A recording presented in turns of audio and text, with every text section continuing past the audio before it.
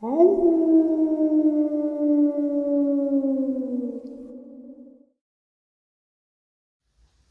and salutations, everyone. I hope everyone is doing well today. Welcome to this upload.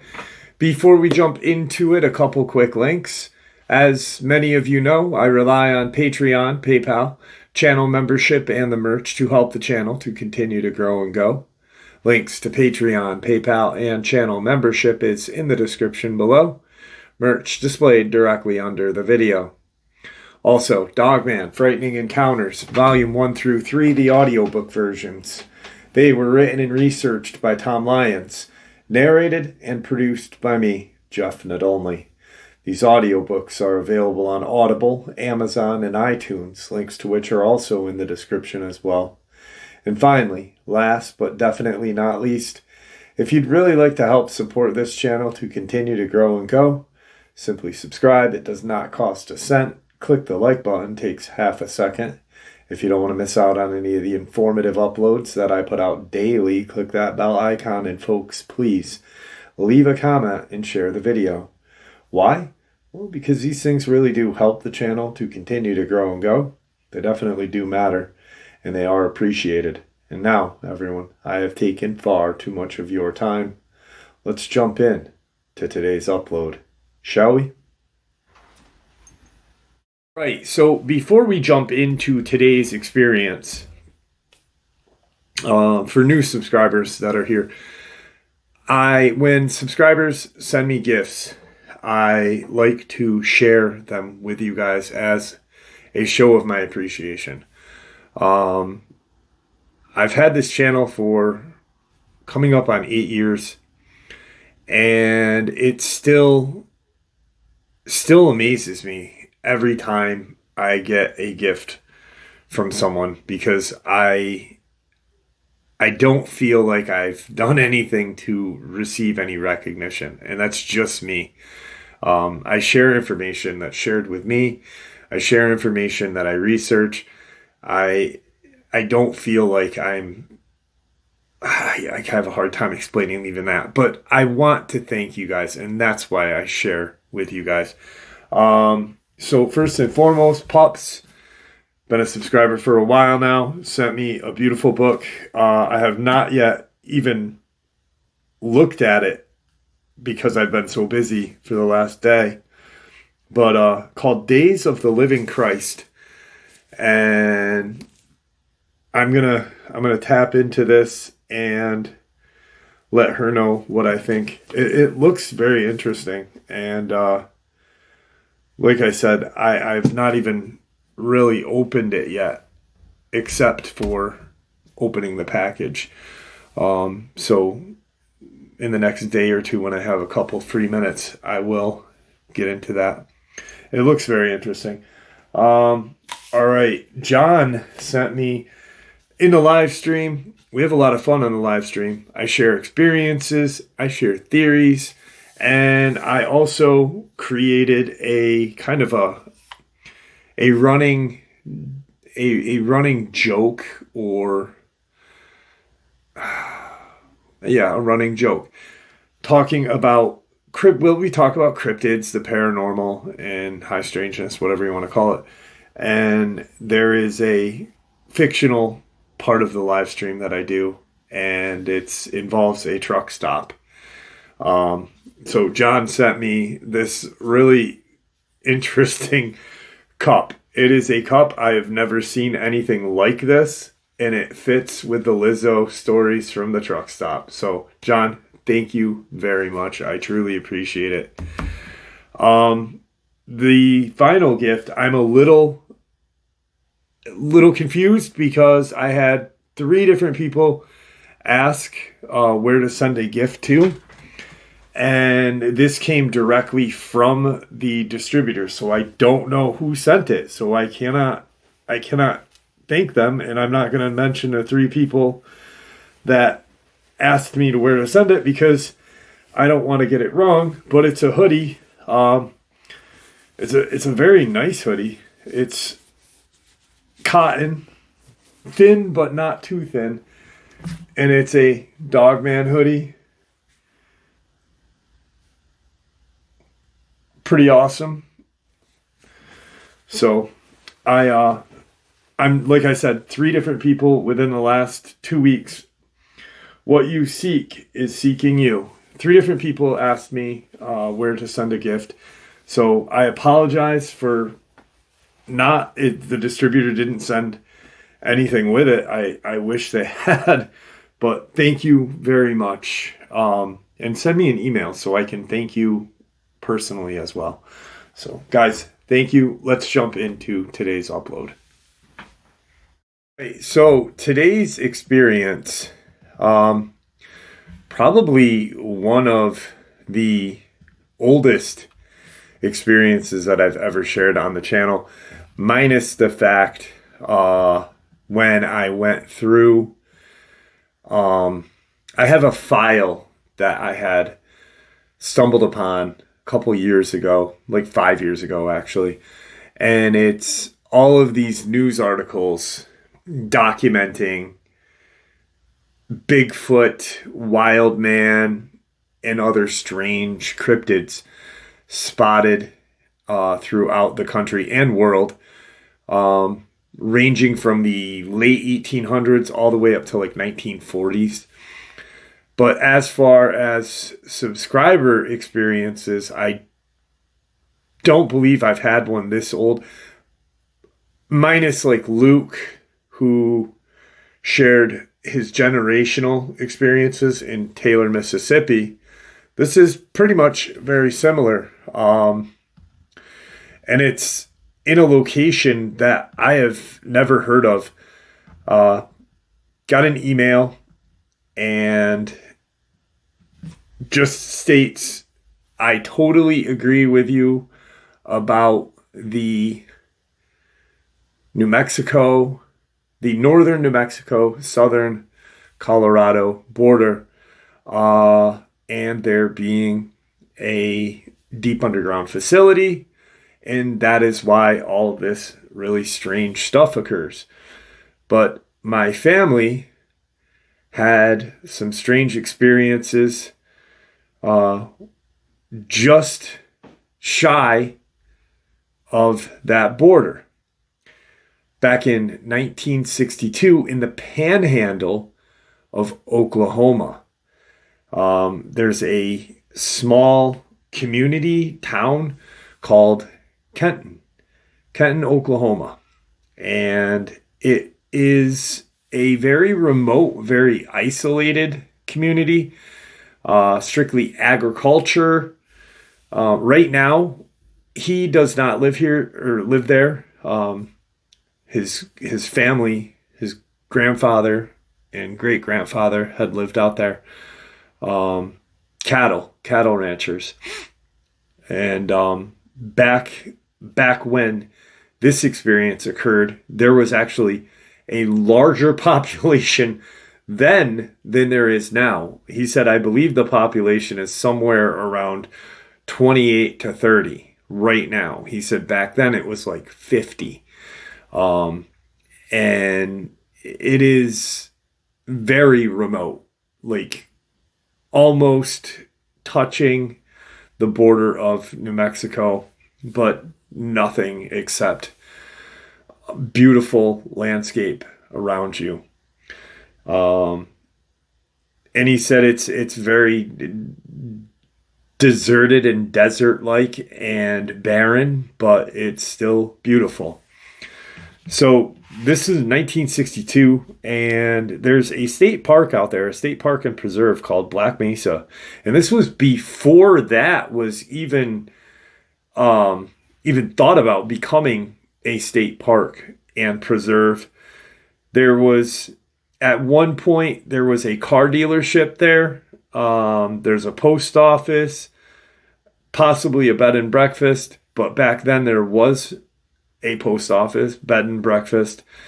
He said that he knew of one car dealer, but he has heard that there was 2, maybe 3. But that is just things that he has heard from his father and grandfather. So 1962 in Kenton, Oklahoma, there's a ranch, cattle ranch, in the northern part of the community, and there was some of the roads were there, but not even named at this point. And where his family's ranch would have been off of the northern part of Western. And he's been out there, and it's dirt road.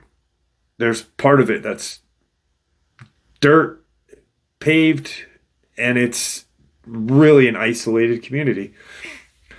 Now, they had never had any issues of anything. Nothing remotely resembling Bigfoot, Dogman, anything like that. His grandfather and great-grandfather believed in the UFO phenomena, especially, your next state over is New Mexico. You've got Roswell, Taos, and all these other locations, Dulce, but they believe they had seen stuff in the night sky, and prior to satellites being up in the sky, it's interesting because now we can just, find a nice place that is, there is no light pollution, void of light pollution, and lay back and look up at the sky and see these moving satellites or other kinds of, who knows, meteors. Back then, I remember as a kid laying in the farm field, staring up at the sky and seeing, something just, it looked like a star, and next thing you know, it's just cruising along. Not a plane, way too high to be a plane. And I, as a kid, my mom, dad, and other family members, oh, it's a satellite, and for some reason I was like, that's a UFO. And that's what they would do. They'd look up at the night sky, and after a long day of work, probably riding horses, and boom, there's something moving that is unexplainable prior to satellites, prior to anything going on. And so they believed in that. And alien creatures, these bulbous head gray aliens. But nothing of Bigfoot or Dogman. So Clayton and I had a long conversation. I don't believe I shared his name yet. And he agreed with me, like I said, with the New Mexico, Colorado border area. But he also agreed with the whole concept of how I have a theory of this kind of supernatural, high strangeness, cryptid involvement, whatever you want to add to it. I believe they are attracted to this kind of area where it is desolate, where there is economic depression. Therefore, if there's economic depression, there is human depression, possible drug use, yada, yada, yada. He said he's not familiar with the concept of drug use being out this way, with the Appalachian area, yes.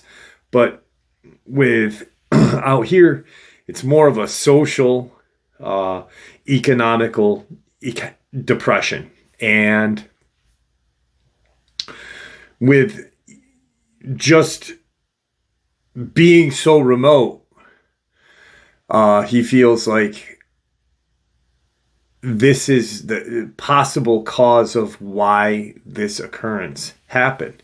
Or it may have been a freak occurrence. Maybe they had crossed down into from Colorado or through New Mexico. And also, no one knows what happened. His grandfather, at the end of all this, states that there was a few that had ran off. And I'm talking about Dogman. But there was a lot of lawlessness in this area. A lot of just, it was unrestricted at one point in our country's history. So there was just a lot of bad people had settled there, and did a lot of bad things. And then, of course, good people are there as well for those bad people to prey upon. But he feels like that may be a reason as well. Even though his grandfather is adamant about this possibly being the only time he has ever heard of anything like this occurring in that area. Elsewhere in Oklahoma, yes. And maybe that's what happened. Maybe they came from New Mexico or Colorado and crossed into the Panhandle and went into a more still rural but more populated parts of Oklahoma. So 1962, you've got a beautiful ranch where they raised cattle, and they would bring them over to New Mexico, to Colorado, further into Oklahoma to sell. And it was very hard work, very dry, arid land. And for one point in the summer of 1962, they started to notice in the grazing fields and pasture areas that there was heads of cattle either turning up dead or just not there. So you'd have maybe 50 to 60 heads of cattle one day in one area, go out the next day and there's, 45. A number where you are seeing, and not one or two, but a large number, 5, 10. And they started to notice that the cattle, or there's cattle that have been preyed upon, but not in a manner of where they were actually consumed totally. More or less a hunt to kill, and just to kill, possibly consume, to fill that hunger from the hunt. And nothing like we're going to take it back with us like wild animals would do. So they start noticing that. And that went on for a couple of weeks. And they had not seen any wolves in the area. Obviously there's coyote out there, but we are talking about large cattle. And it would take a pretty decent size pack of coyote to take down large cattle. And they are kind of baffled. One of the guys was fairly a fairly well tracker living throughout the country, and he had recognized tracks that he had spotted some tracks that he couldn't quite identify. They were large, not as large and skinny like a human foot, but still very large, and very oddly shaped, almost like a paw, but with kind of like an elongated heel. And you could visibly see the paw pads, which extended and looked kind of like toes, but ended with a indent where a claw would be. And he's not sure, because his grandfather doesn't remember. He's asked his grandfather, but he's not sure if they were 3-toed, 4-toed. He just remembers how they were elongated at a heel, and that it appeared still to be almost like a elongated front part of a dog paw or large predator paw with the claws. So they start noticing. He started noticing that one of the guys that worked for his granddad, um, and he couldn't identify it. He's like, there is a predator out here, and there's multiple of them because look, here's different sizes, but they all seem to be working together, almost rounding these cattle up and bringing them to a location away from the rest of the cattle, away from the middle uh, of the grazing area, more or less isolating them and cornering them, either killing them or taking them with it. Now, you're talking about large cattle. How you would have to be ultimately very strong to pick up a large cow and go with it. So that was another thing. They've got fence up. What the hell is going to pick up a large cow? And, you don't see, you see the hoof prints for a little bit, but then boop, they're gone. Where'd they go? And so they set up a hunting party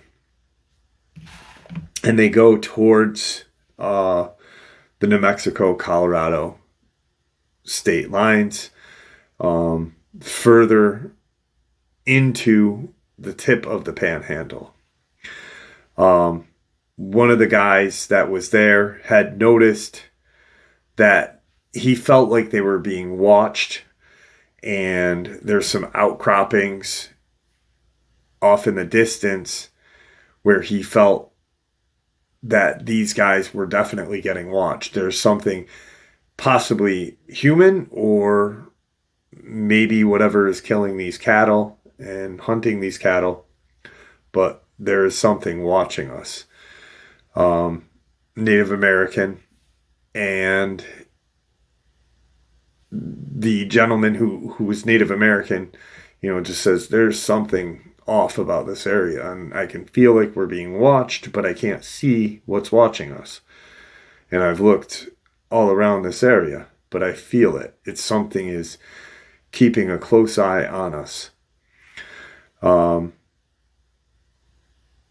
They then find a couple of carcasses in this rocky outcropping. Bones, skulls, hides, just, discarded after consumption. So they go back to the ranch. There was a bunkhouse that was close to the main ranch house where Clayton's grandfather and his family lived, and then the employees or workers would sleep in a bunkhouse, but still fairly close. They all ate together, I guess, at one point. He said my grandfather was very, very nice and good to his men that worked for him, treating them like family as long as they treated him and his property with the respect he treated them with the equal. And for that area to have a job in a isolated area like this was another great kind of attribute to give to your men. So you have all of these little things leading up to the climax of the event. And apparently it was a little bit after they had gone and found the carcasses at this rocky outcropping.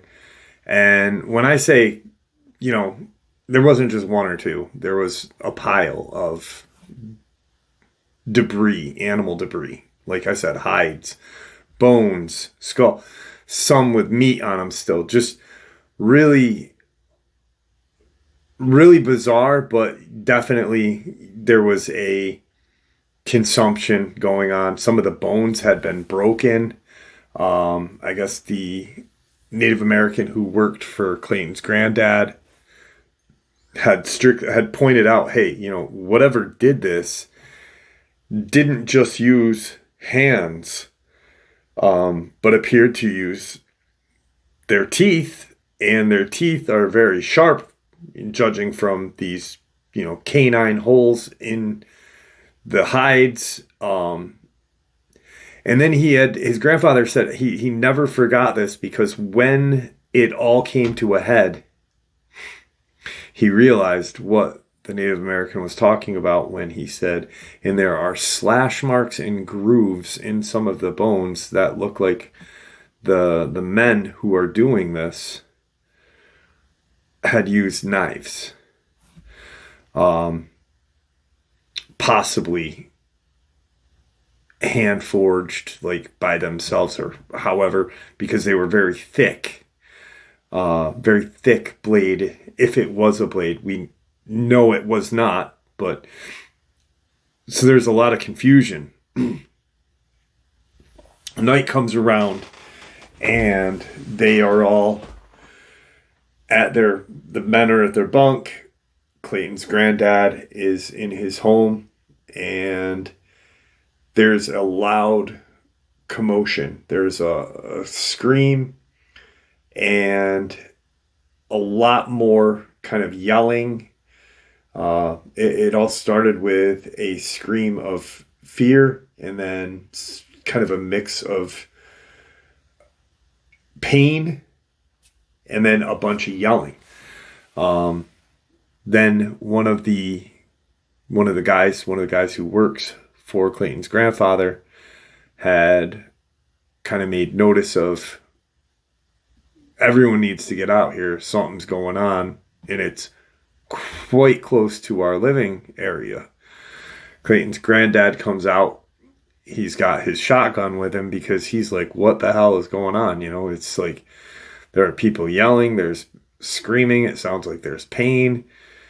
And the Native American and the foreman of the group walk up to Clayton's granddad and said, we're missing one of our guys. And all we heard was him, screaming and trying to get back to the bunkhouse. We've got to go find him. He's not here. Now, one of the guys that was in the bunkhouse, I guess, had looked out the window when he had heard the screams and saw the silhouette of a large, possibly wolf creature. Large wolf is what was said. And at that point, they're now looking at the ground for more tracks. And once again, you have clear, visible tracks that resemble what has been spotted throughout the area, in the grazing areas, in the outcropping area. And there's like 6 or 7 different tracks in different sizes. And then they follow them past the bunkhouse, and it's almost like they just disappeared. They're just gone. No one's can explain this, because you've got dusty soil, dirt, and then boop, gone. You've got tracks leading somewhere, but where did they go? And there's no tracks of the worker who had been abducted at this point, because now he's not here. He didn't run away. So now it's, where the hell did he go? What took him? We've got to find him. So they then go keep lookout in the area. One of the gentlemen says, we should probably go check that outcropping. Let's load up our horses and head out that way. The grandfather says, I don't want that to happen until daybreak. I'm not going to force anyone to do it. It's a logical and very intelligent thing to do. I'm not going to force anyone to do something that I wouldn't do myself. I would go out myself if I was a younger man like you guys. But, I'll stand here and hold the fort down with a couple of you guys, while a few, less than what's back at here at the ranch in the bunkhouse, but go. if you want to go. I'm not going to tell you not to. He's our friend, and we do need to find him. The 3 or 4 guys load up and head out. And the Native American stays back with the grandfather. I guess the foreman or gentleman in charge of the bunkhouse goes with the few of the guys to go look at that rocky outcropping, possibly maybe even on horseback catch up to whatever had carried this guy away. Here's another thing is there's no law enforcement. There's no law enforcement right here. In any of the surrounding area, you are hundreds of miles away from law enforcement. Hours away. And it is so, like I said, it was no man's land at one point. They decide, okay, we are going to, if worse comes to worse, whatever this is, we've got to protect ourselves. There's more than one of them. You know, he counted 7. We have a hell of a lot more than 7 people. Even with the 3 or 4 that headed out to that outcropping, we still at least triple the amount of men to whatever this is ratio. And they just kind of are figuring everything out. Where should we be in case they come back? Should we be set up here, set up there? As they are discussing this, they are standing in the kind of opening area where the main house would be, bunkhouse would be. And they're talking. And they hear the very distinct rifle shots going off in succession with a lever action rifle. At this point, now Clayton's grandfather is like, what the hell? What are they shooting at? You think they're okay? Should we send another few of you guys out to go and find out what happened? And they just, let's just break here and hold the fort. Probably 30, 40 minutes go by and one of the horses comes back. It's got large claw marks on its hindquarters. It is in rough shape. And apparently they now know whatever had taken those men out, and that's what they were shooting at, but had taken out the horses as well. For some reason, one got away. And Clayton's granddad asked the Native American, do you think this is someone deliberately creating this scenario because they want something from us? Can't figure it out. The horse comes back, it's got claw marks on it. And why he said that was because he was like, well, couldn't that be done by some sort of blade? And the Native American puts his hand on they had to dispatch the horse. It was that bad. But he had put his hand on what appeared to be claw marks, and they were huge compared to a handprint. So he's like, this wouldn't have been a knife. This would have been something with a hand, a opposable thumb, and claws. So they now get up onto the porch of the main house. They want to stick together. The grandfather says, we need to stick together because we are our only shot. You know, whatever did this to that horse did that to those gentlemen out there. We have to be super careful. So they post up. And probably an hour to an hour and a half goes by. Um, it's about 11:30, 12 o'clock at night. And everybody's tired. Everybody's on edge from a hard day of work to this going on now. No one wants to deal with something like this. And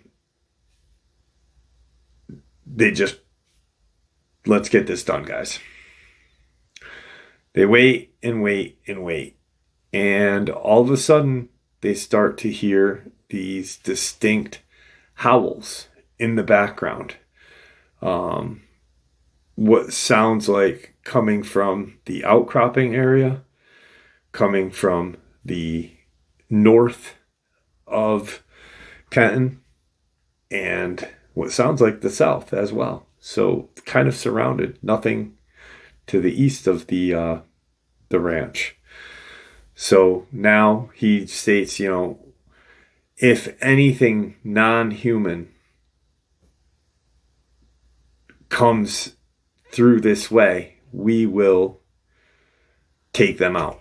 It's got to be something that's, this is not human doing.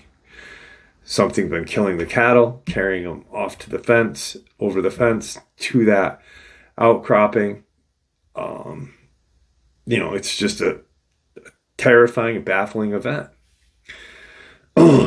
Boom. You've got like no more than 15 minutes go by, and all of a sudden they spot these yellow eye shines off to the distance, this yellowish orange eye shine off to the distance, and instantly a few of the guys are like, oh shit, this isn't going to be good. This is, this isn't lights. We don't have any lights that could make this. These fine-tuned, pointed, not like a flashlight we have now, like a mag light where you could twist it and it'd be a nice, very small circle. And they converge. His grandfather had said, I remember the Native American who worked directly under the head of the bunkhouse there had decided to take a few shots. All of a sudden, there's melee. There's a whole shit ton of rifles going off. There's a lot more howling, a lot of destruction. And everything goes dead quiet. There's no dead bodies of anything. So they're like, where'd they go? We didn't see anything. Where'd they go? We would have seen them if they ran away. We have to get on this now. So the grandfather at this point, he said that he saw what these things were. He said, these things look just like humans. He said, but they were not human. And he looked at the Native American and he said, do you know what these are? Are these something spiritual? Are these something that, came from a Native American lore? I mean, there's got to be something that you have heard. And he's just like, I don't know. He's like, I don't know. He's like, well, we got to figure this out. One of the guys, one of the hands starts to yell.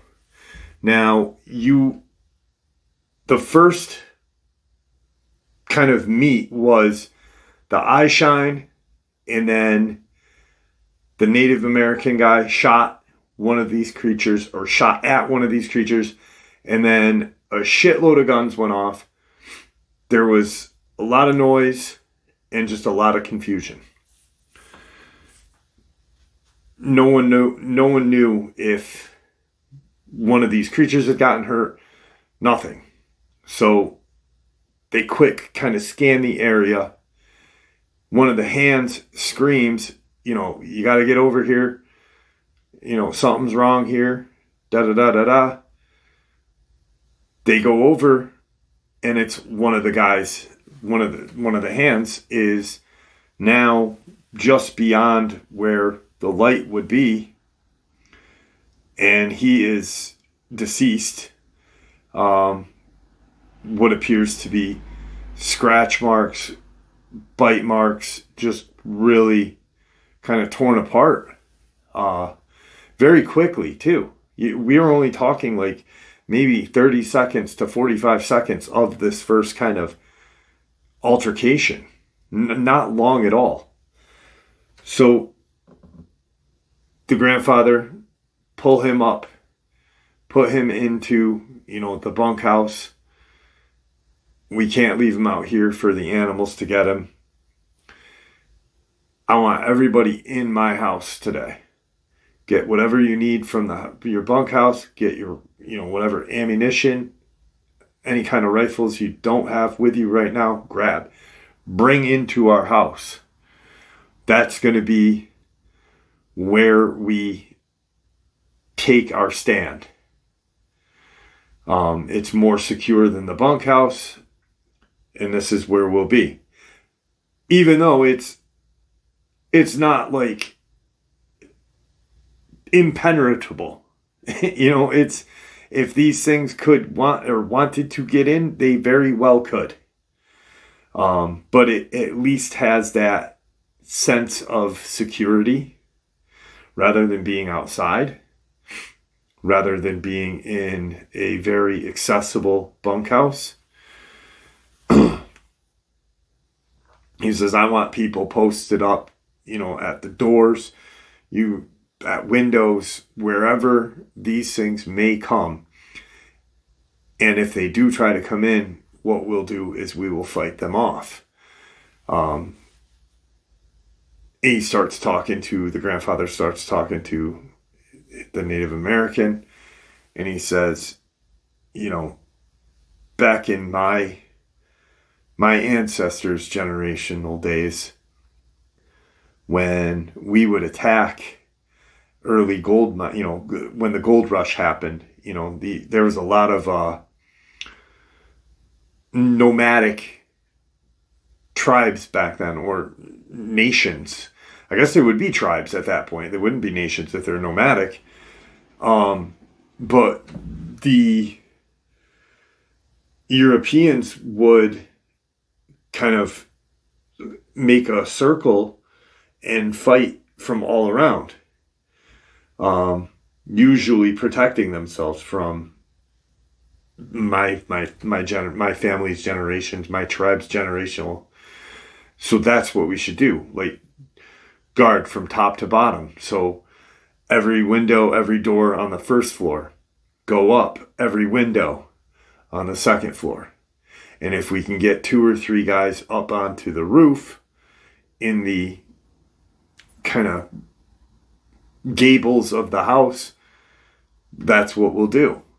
And it'll be protected. And so not less than a half an hour has gone by between the first altercation to now. And they're all posted up. The granddad is on a balcony area from his bedroom, outlooking the bunkhouse, the main area, some of the pastures or grazing area. And he's watching. There's windows to the back of him and to the sides, but he's got a pretty good view of where he could see where that guy had been killed, where the other party of men had rode out on horses. That horse is still dead, lying there in front of the house. And they had no choice of leaving it there because they couldn't move it. It's going to be a little too heavy to move, right now, especially when this is going on. So we'll leave it there. Maybe it will be a way of getting them to come in. They'll think we'll be real quiet, and maybe they'll come back to consume. All of a sudden, the grandfather screams something to the Native American who is right below him. Something's back. And the Native American runs through the house to get to Clayton's granddad. And he's looking, and he sees this kind of strange, dark, bluish, darker than a turquoise bluish bulb in the distance. And they're looking and they cannot figure it out. Grandfather suggested like heat lightning or something, but shakes his head. And then you see from that ball of blue, it gets real small and boom, gone. But then you see these eyes coming, rushing this house, and both men yell. They're coming to the side of the house. We've got it on this side. Stay where you are, even when you hear shooting, and they start to shoot. And right before these creatures get to the bunkhouse, another blue ball opens up and they run into it. And they're like, what the hell? The granddad's like, what did we just witness? And if this opens up again and it's right here in front of us, just shoot. We'll just shoot. We'll ask questions later. We'll just do it. That portal or ball, blue, whatever, opens up close to the house, a little past the bunkhouse, so you're very close to the house. And technically you'd be shooting downward if that opened up again and they came out. They're both watching this area, and you hear this just loud commotion and screaming. And they're looking around, and you see this when a light is on in a dark building. You can see it visibly on top of screaming.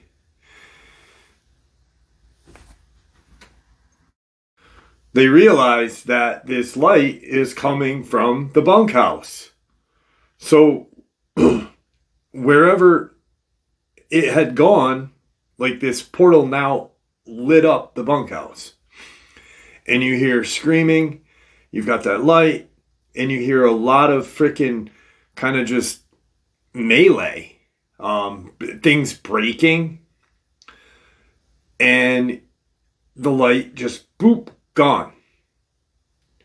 It opens up beside the house, and the grandfather looks at the Native American and he says, if they can do that, if they can open up whatever that is in our bunkhouse, what if they do it in our house right here? We're not safe here. We're almost like sitting ducks. Essentially, that's what they are. Because if they were in there, they would have been killed, all of them. On the first floor, second floor, wherever they were. And wherever that portal opened, one of the guys that's on the roof yells, I've got a shot, I've got a shot. And the grandfather screams, "Take it. If there's anyone that's got a shot at one of these things, take it. Just don't hesitate. Just shoot." He shoots. You hear the gun report, boom. And they all look, and one just drops. And when it hit the ground, he said like 2 or 3, just almost like they materialized. It was, grabbed it and were gone. Like the second their hands touched this thing, they were gone. As they're just, everyone's kind of ready now. They're just, because they now know that if that portal opens up, and they don't know it's a portal, they just think that it's magic. Essentially, that's what his grandfather, during that period of time, he thought it was just magic. And he's starting to blame the Native American. And this is Clayton telling his grandfather this. Essentially, he's blaming the person that's helping him because he had heard of Native American shapeshifters, Native American, the lore of and their magic. And as he says something, the Native American looks at him and he says, "I am going to get you through this night, but you are going to say you're sorry to me tomorrow." And they all say, "Out of the house. We're going to stand in the open corral area here in front of the house, between the bunkhouse and our house. You guys stay on the roof, and we are going to shoot our way out of this. And it's gonna be us or them, but at least if we're out of the house, we'll have a fighting chance." So they all start to gather around and go outside. Some of the guys that were on the opposite side of the house are confused because they're like, "Wait a second, why are we leaving the safety of our building and going outside?" And then they start to explain to him what happened. They get out and they're all standing there waiting. Like, this was just, you had multiple times of these creatures just popping up. Boop, boop, boop, everywhere. Now we're outside and nothing. There's nothing. Not a hide nor hair of them. The door to the bunkhouse opens up. And one of the guys that was in there when everything went down, he was still in the bunkhouse getting his firearm and his ammunition. He drops and just lands on the ground, dead. Attacked because they opened up into that. As that man is hitting the ground, he said it was so crazy because they got their Dogman or their creature. I'm saying Dogman, but I don't know. I've never heard of a creature like this. So I don't know if it's a shapeshifter, portal, whatever. But he said he showed his grandfather a picture of a Dogman. And his grandfather said, "That's exactly what we saw." But how they are working these openings, these portals, I think they are dimensional and quite possibly just used the fear of these guys to, hunt them all down. He said when they came out and they grabbed their companion or whatever, when that guy was falling, he said, we watched this black streak just zip through the darkness, and he was going to hit the ground and he was gone. He said, all we saw was just like this shadow. It looked like a huge wolf running on fours, but a black shadow, and it just took off. And everyone's like looking at each other that saw it, because you still have guys that are trickling out of that house still. And he's like, what was that? That didn't look like anything else that they had just witnessed. Native American runs over to look and see if there is any kind of tracks from what this thing was. And he said, his grandfather said to Clayton, he said, all there was just this like line, a continuous line. Like its legs were just moving and not laying down prints, but laying down a solid like line. It was going so fast. The portal then opens up, and there are 4 of these creatures standing there. They're all, the guys that are trickled out, they've all got their guns pointed at these things. And the Native American says, no one shoot yet. They're all standing there looking at each other. Like 2 seconds go by, and the Native American steps forward to say something or get in front of his grandfather. Clayton's granddad thinks that he was getting in front of him to protect him. As he started to walk ahead a little bit, one of them grabbed the Native American and pulled him into the portal. The portal lit up. It went from this like odd colored blue, and it lit up this very bright, dark blue, and was 10 times bigger than what the portals were, and just closes down. As he's getting pulled, the Native American is yelling, like, help me, just whatever kind of.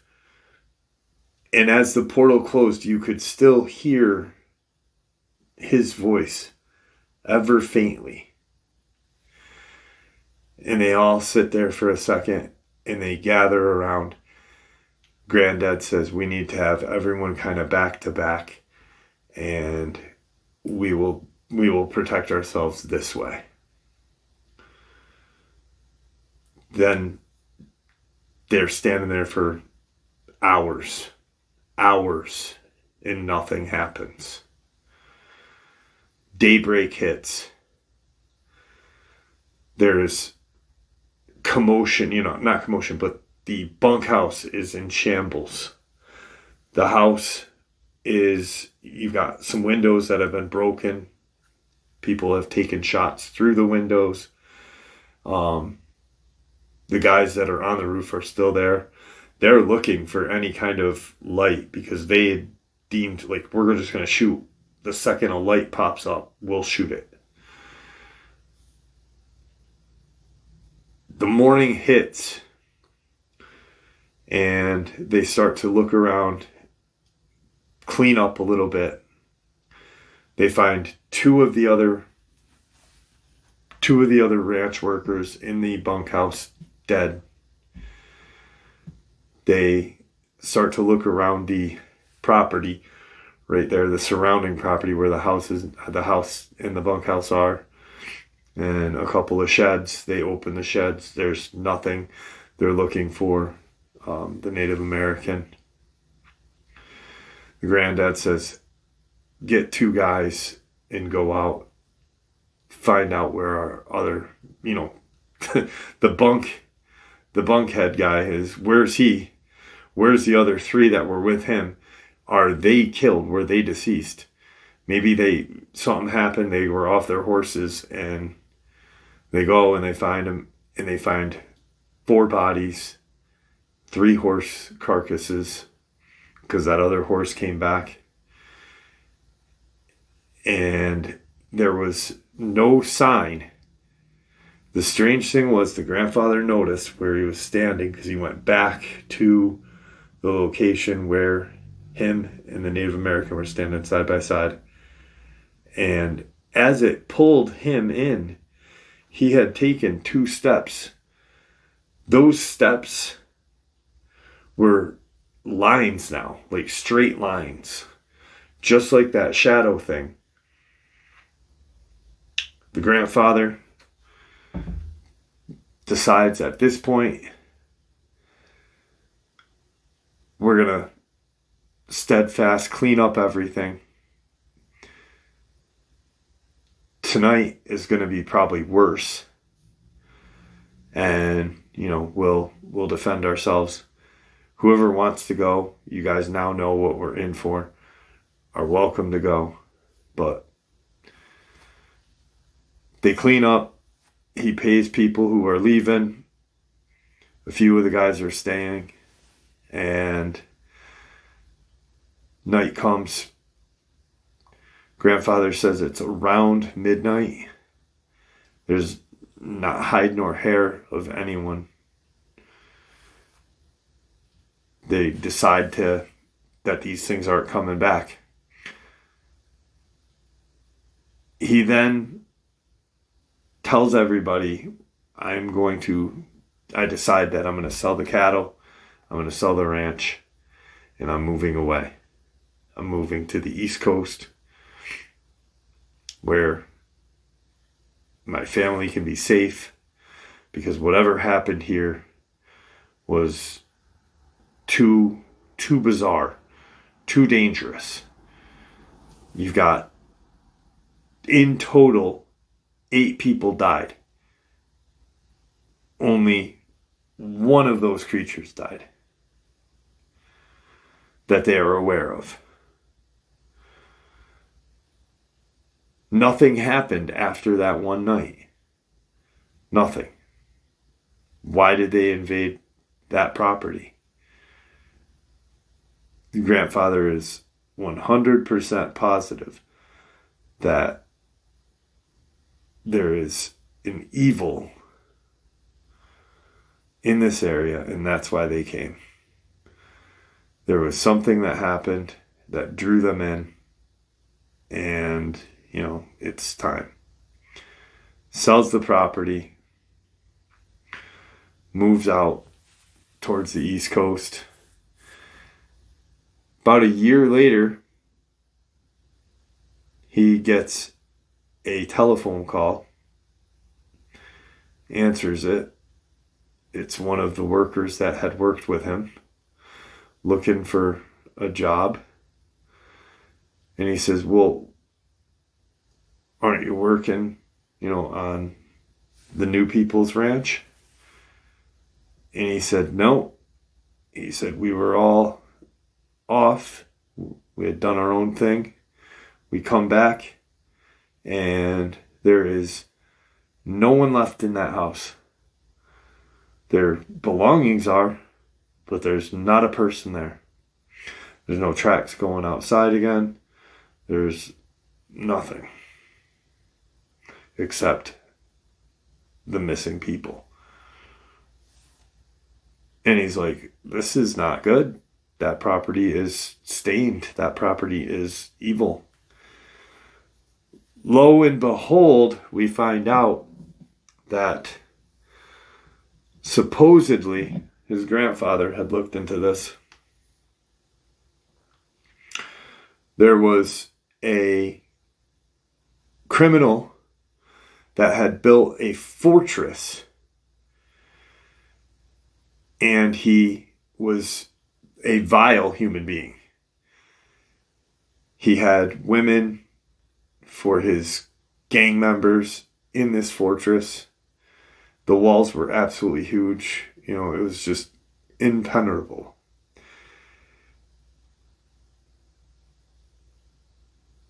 They were doing evil stuff to the women, but they also had a shaman who